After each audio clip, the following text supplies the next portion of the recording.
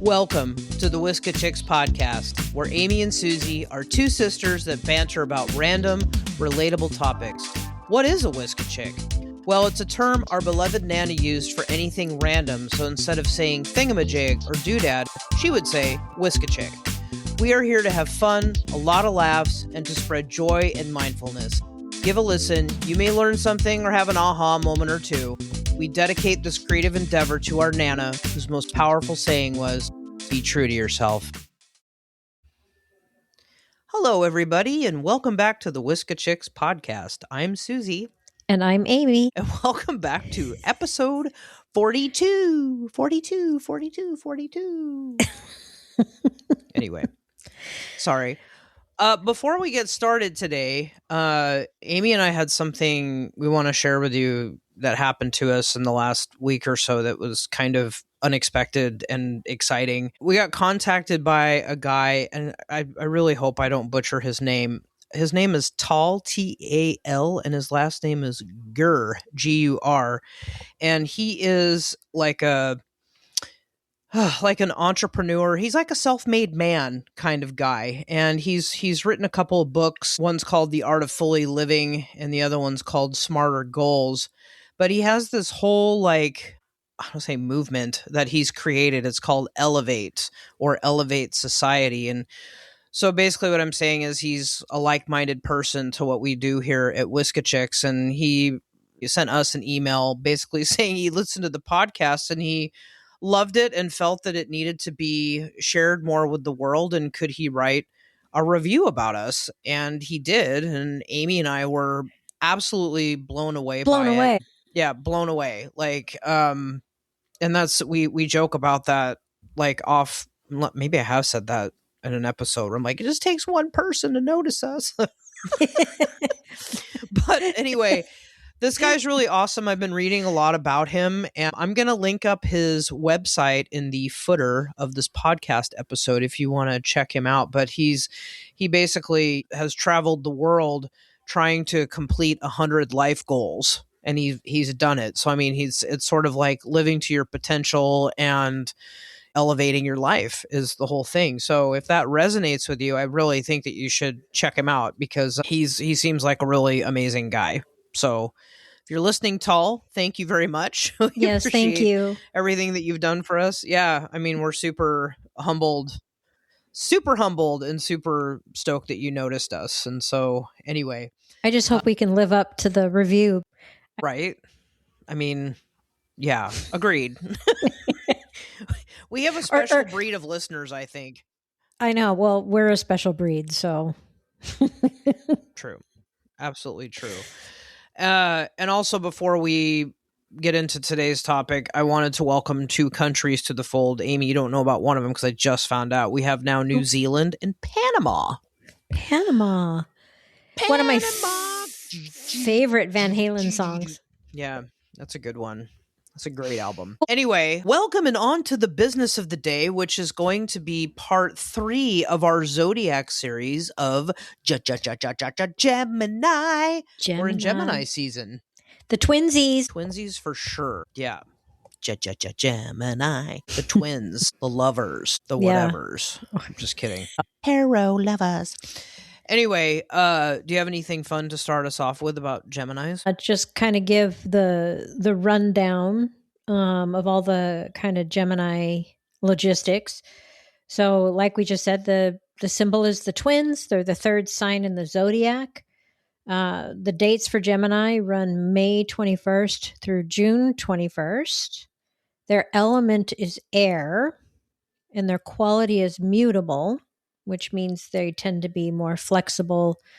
Virgo's a mutable sign, so I usually get along pretty well with Geminis. Their ruler is Mercury, also like Virgo. Only Virgo and Gemini have Mercury as rulers. Everybody else in the Zodiac has their own ruling planet, but Gemini and Virgo pair up to be ruled by Mercury because we're very mental, intellectual signs. The key word for the Geminis is versatility. And as far as body parts, each of the signs rules a body part typically. And Gemini actually rules hands, arms, lungs, and the nervous system. So usually if I know, right? Sorry, that just seems weird. I know it is, but it's funny. Sometimes people will have things go wrong or certain kind of conditions, and like a lot of Taurians have Taurus rules the throat. I know we did Taurus last time, but Taurus rules the throat. So a lot of Taurians have thyroid issues. So it's interesting. But anyway, those are the body parts that Gemini rules. So the Gemini is also, like, when you're looking at the astrological chart, we've talked about that before. It's divided into 12 houses. It looks like a big pumpkin pie, a big pizza. They're the natural ruler of the third house of the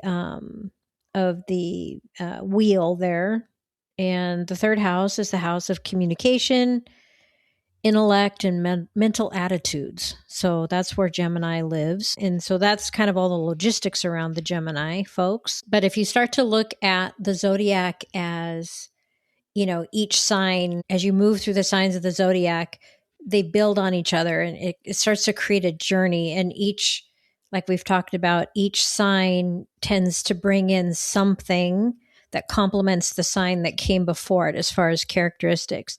So we've been through Aries and Taurus, and between the two of them, like if you relate it to maybe discovering some land or something, Aries and Taurus have discovered and cultivated new land. If they've done that, then Gemini ventures out to see what else is there and seizes upon new ideas to help expand. Gemini is a very expansive sign, very intellectual and very expansive. So we're kind of continuing the journey there, each sign bringing in something that the sign before it maybe didn't bring or didn't have. So now we're moving into expansion with the Geminis.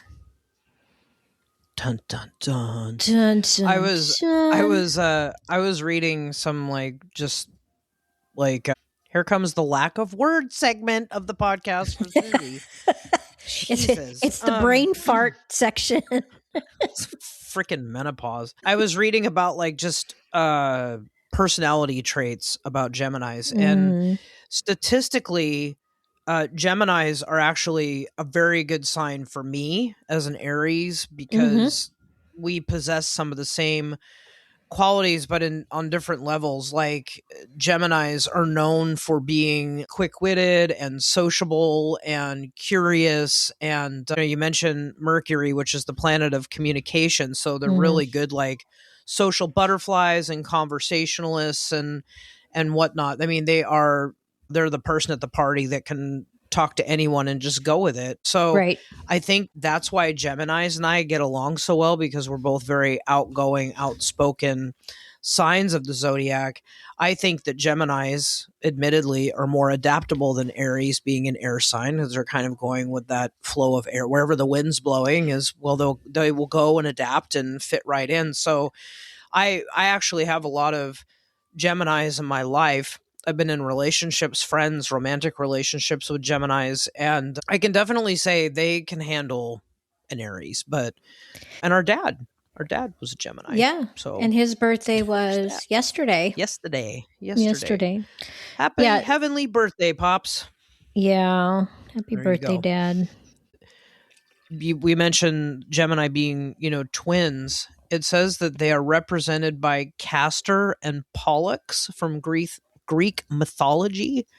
Oh. And it's associated, the sign is associated with duality. So that gives them a multifaceted personality and allows them to often view a single situation from multiple angles at once.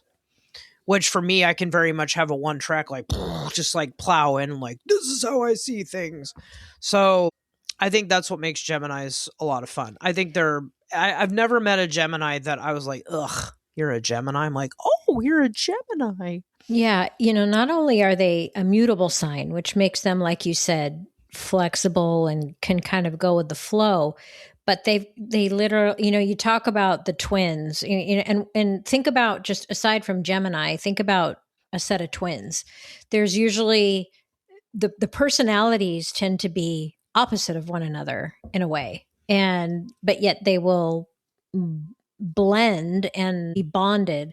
So Geminis can actually be naturally at odds with themselves depending on what's going on and which side of them is coming out, because their hearts tend to want one thing and their mind and their intellect tends to want another. So sometimes that can create this being at odds just within the self. And it is true, and I've heard this about some Geminis. It's like on any given day, you just never know what you're going to get. Are you going to get the intellectual side? You're going to get the heart side. You're going to get the good. You're going to get the not so good. I mean, it's just they're mutable. They can be moody for that reason, which is good. Always keeps things interesting, right? I mean, what you just said makes me think of, I've seen it a million times, like on a sitcom or a cartoon where like there's an angel on one shoulder and a devil on the other, and they're like just me in the ear. Exactly. Like those in the cartoons and the Bugs Bunny cartoons, it's like, do it, don't do it, do it, don't do it. Exactly. In that sense, like I find that Geminis tend to process their emotions more rationally and logically through like thinking than acting on emotions, which makes them amazing. Because I am on the struggle bus personally with that. Like when I feel something, like I usually have an immediate physical reaction. So like I said, Geminis are cool. Yeah, Geminis will always tend to use their intellectual mind to explore and understand the world, their personal situation. They are a very intellectual sign. I wish I was an intellectual sign. I am not an intellectual sign. You know, it can be good and bad, because Virgo's got an intellectual side to them too, and it can create a lot of overthinking and anxiety. So the Geminis and Virgos have some similarities just because of the ruler and being intellectual, but Virgos are earthy. They're an earth sign, so they tend to be a little more grounded, where Geminis are a little bit more in their head than a Virgo is. But yeah, it can sometimes be tough. So they're always asking why. Always, they're a sign that will always, but why, but why, but why. And the Gemini child, just all you parents out there that might have a Gemini kid, you're just going to have to take a deep breath and understand that they're always going to be like, yeah, but why, yeah, but why. They want to know why. And that carries over, I think, into adulthood. I mean, granted, it becomes more of a mature approach at some point, but little Gemini kids are very, very just why, but why, and they're all over the place, going from one thing to the next. So parents, just take a deep breath and let them do their thing. Yeah, they definitely like to know everything that's going on. Everything. That just made me think of like I've seen it in a cartoon or somewhere. Again, cartoons, here we go, where like the little kids like trying to get the mom's attention. He's like, mom, and she's like, what? And he's like, hi. I feel like I still do that to people. Mom. Well, the solution to that is say what do you need? God. Gemini kids tend to be pretty impatient, and it's useless as parents if you try to pigeonhole a Gemini child. You just need to let them figure it out. The Gemini male tends to be quick and witty, enigmatic, and you always want to appeal to his intellect. Gemini women kind of in the same vein, but they can be a little bit more all over the place. They're a little harder to pin down. They can talk about a number of subjects all at once. They're great communicators. They have an ability to have depth to their conversation, but the knowledge is actually sometimes superficial. They're very talented at taking a subject that maybe they don't have a lot of knowledge about, but because of their intellect, they can sound like they're a total expert. So Geminis have a very interesting mind. I would totally agree with that, which is funny because I was just looking at some more Gemini stuff here, and it says their key phrases, I think. Their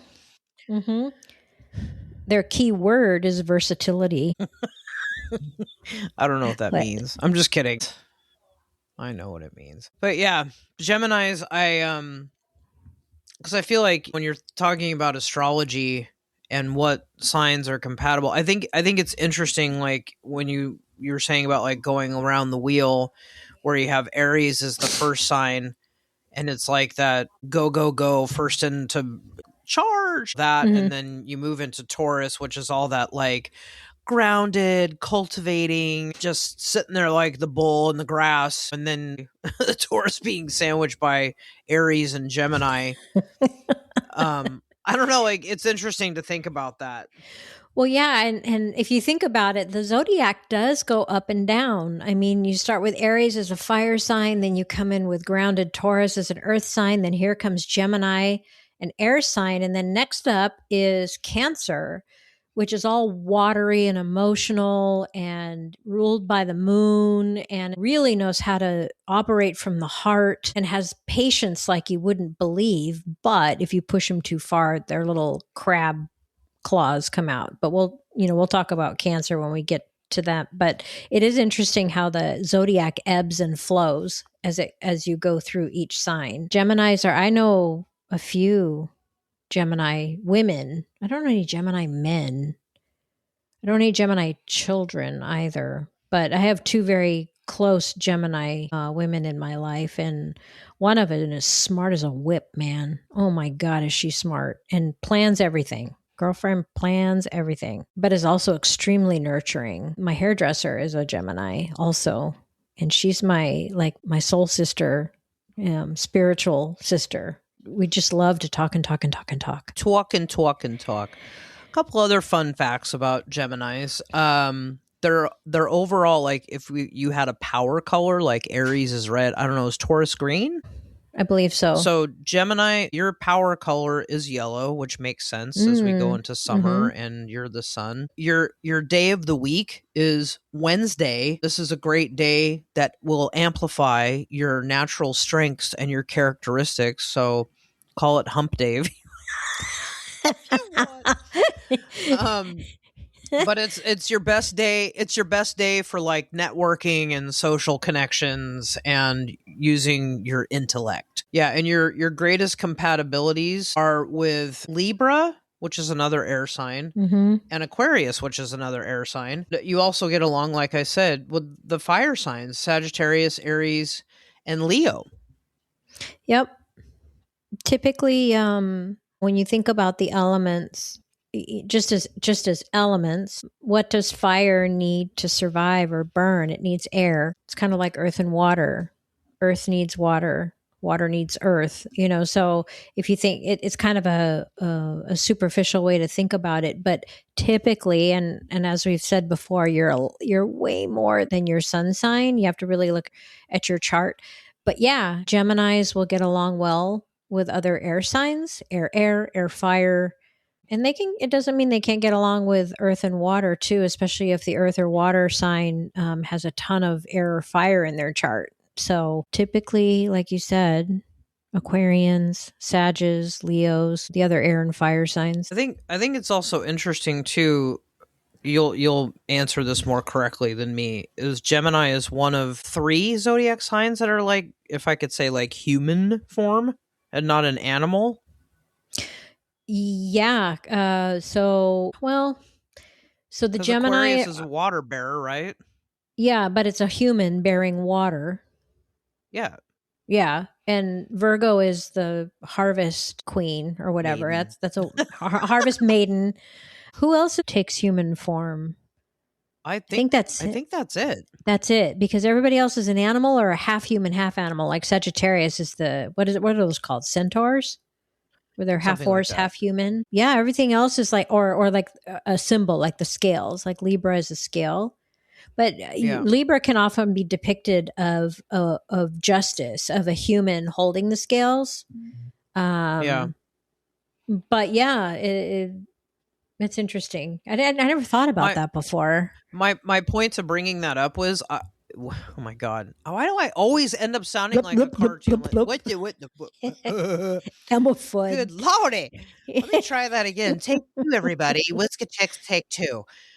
What my point to bringing that up is I feel like the zodiac signs that have those human forms are the ones that have the actual like intellect, like the most intellectual minds, the thinkers. I'm not saying the other zodiac signs are dumb. I'm just talking about like an animal spirit mind is different from a human spirit mind. There's different critical thinking skills happening in there.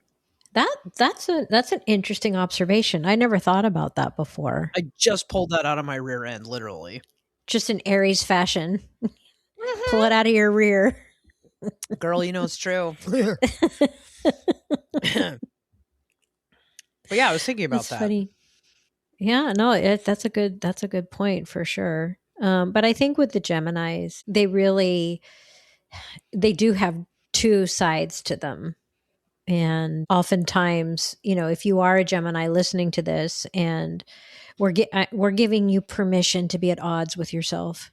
If you ever get frustrated with yourself, just say, this is natural for me. This is just in my DNA. So it's okay. It's all right. It's just who you are. Just give the other Gemini twin a hug and everything will be all right. There you go. One more note on Gemini. The type of work they tend to vacillate toward, careers. They excel in any line with diversity and without no routine. They don't want routine. They want diversity and variety in the work that they do. They make good counselors, actors, politicians, doing research. If they're bored, if things get too routine and they're bored, that's like killing them. That's like equals death. So they need to work in areas where they can be kind of here, there, and everywhere and use their mind and have some diversity. So if you are a Gemini and listening to this and you're completely utter unhappy with the work you're doing and you're bored to death, think about that. Think about what you're actually doing, and maybe you should be doing something else. It really is true. Mm-hmm. Well, before we wrap up, I'm going to do the fun thing where I rattle off some famous Geminis because I enjoy this part. Even though I know there's a million more out there, these are the ones that came across my eyes. So we'll start with Marilyn Monroe. Yep. Angelina Jolie. Oh, she's a Gemini. I didn't know that. Yeah, she's actually, today's her birthday, June 4th. Oh, really? Happy birthday, Angelina, if you're listening to the Whiskey Chicks podcast, which I'm sure Let's see. What's the likelihood of that? 0. But anyway, well, anything's possible. Natalie Portman, who's also a nice actress. Nicole Kidman. Wonderful actor. Morgan Freeman. Some musicians. Oh, I love this guy. Prince. That's right. Oh my God. Prince is a Gemini. Okay. So think about Prince. Typical Gemini. Oh my gosh. I couldn't think of a more typical Gemini. Anyway, go ahead. Typical. Paul McCartney. For those of you that are more modern than Amy and I, Kendrick Lamar, who's who's that? He's a rapper. Oh. I think he's a rapper. I don't know. Am I showing my age? I have no idea who that is. Here's another powerful force in the world. Stevie Nicks is a Gemini. Yep. Lauryn Hill is a Gemini. All these artists. John F. Kennedy, Gemini. Yes. Queen Victoria, who is the longest reigning British monarch of the 19th century, was a Gemini. Venus Williams, the tennis player. Oh. Here's a random one that's funny. Mary-Kate and Ashley Olsen. Are they really? That's House. Funny. They're twins and they're Gemini. I know. Oh my God. So I threw that in there. And for those of you that know the modeling world from the 90s, Naomi Campbell. She's been a supermodel. Those are the ones I pulled up. I'm sure there's a gazillion more, but I just thought were those like some fun ones. But I pulled up a few too, and the one that I thought was really interesting was Sigmund Freud was a Gemini. Again, the epitome of a Gemini, Sigmund Freud. I mean, all the work he did and all the different parts of the ego and the id and the super ego and looking at all these different parts of the personality. I mean, I had no idea until I started looking at, famous Geminis.